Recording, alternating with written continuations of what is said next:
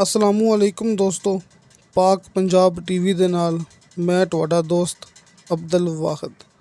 दोस्तों माशाअल्लाह अज मैं तुहाडे वास्ते ये अपने इलाके दी बहुत ही अच्छी ते बहुत ही बेहतरीन ज़रई ज़मीन दी वीडियो लैके हाज़र होया। इंशाअल्लाह उम्मीद है कि दोस्तों नूं ये बड़ी पसंद आवेगी। दोस्तों जिहड़ी साइड ते मकई है ना, ये मकई सामने जिहड़ी मकई तैयार हो चुकी है, ये अपनी ज़मीन जे ये कारपेट रोड ते दोस्तों ये माड़ा मोटा कि लिंक रोड नहीं हैगा, ये वड्डा कारपेट रोड है। जो तुसीं मौके ते आओगे ना, तुहानूं आपां इत्थे फैक्ट्रियां ते कलोनियां दिखावांगे। ये सज्जे खब्बे अपनी ज़मीन ते सज्जे खब्बे कि कलोनियां ते पेट्रोल पंप दस्तियाब ने, क्योंकि ये ज़मीन अपनी कमर्शियल भी है ते ज़रई भी है। तो दोस्तों ये माशाअल्लाह अपने कोले 6 मरबे ज़रई ज़मीन है। 6 मरबे ज़रई ज़मीन मतलब कि 150 एकड़, 150 एकड़। ज़िला साहिवाल ते साहिवाल शहर तो ये 20 किलोमीटर ये सफ़र ते ये अपने कोले ज़मीन है। ये वड्डा कारपेट रोड जिहड़ा कि डायरैक्ट साहिवाल शहर तो आ रहा है। बाकी दोस्तों जिहड़ा रोड है इनका नाम की है ते किहड़े शहर वाल जा रहे है, ये सारियां गल्लां हुंदियां ने मौके ते बतौर सिक्योरिटी। क्योंकि जिहड़ी गल आपां कर दित्ती दोस्तां नूं कि साहिवाल दा इलाका है ते साहिवाल तो आपां खड़े हाँ, आपां जा रहे हैं 20 किलोमीटर सफ़र तो साहिवाल शहर तो 20 किलोमीटर। ये कारपेट रोड है ये दोस्तों के सामने। ते इस कारपेट रोड ते तुहानूं 15 एकड़ का मिलेगा फ्रंट कि अपनी ये 6 मरबे ज़मीन है ना, तुहानूं इनका 15 एकड़ का मिलेगा फ्रंट इस कारपेट रोड ते।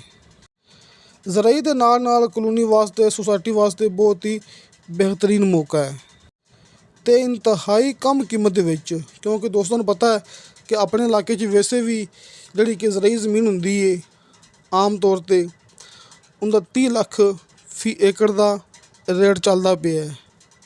जिहड़े ठेके हैगे ने वो भी दोस्तों नूं पता है कि 1,10,000, 1,20,000, 1,30,000 कम से कम 1 लाख रुपये ठेका इत्थे अपने सज्जे खब्बे इस इलाके च चलदा पिया है।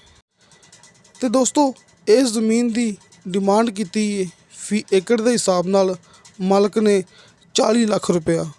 दोस्तों 40 लाख रुपया इनकी डिमांड है। कमी पेशी प्यार मुहब्बत हो जाएगा। बाकी दोस्तों नूं ज़मीन होर भी मिल जाएगी।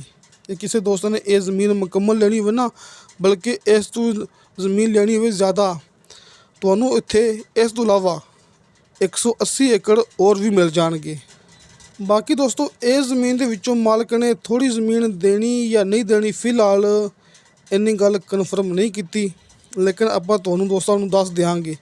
किसी दोस्त ने थोड़ी ज़मीन लेनी हो, 1 मरबा लेनी हो, 2 मरबे लेनी हो, इनदे विचों तुसीं राबता अपने नाल लाजमी करना है। क्योंकि आपां इंशाअल्लाह तुहाडा राबता करन तो पहले आपां मालकां नाल काल ते गल कर लांगे।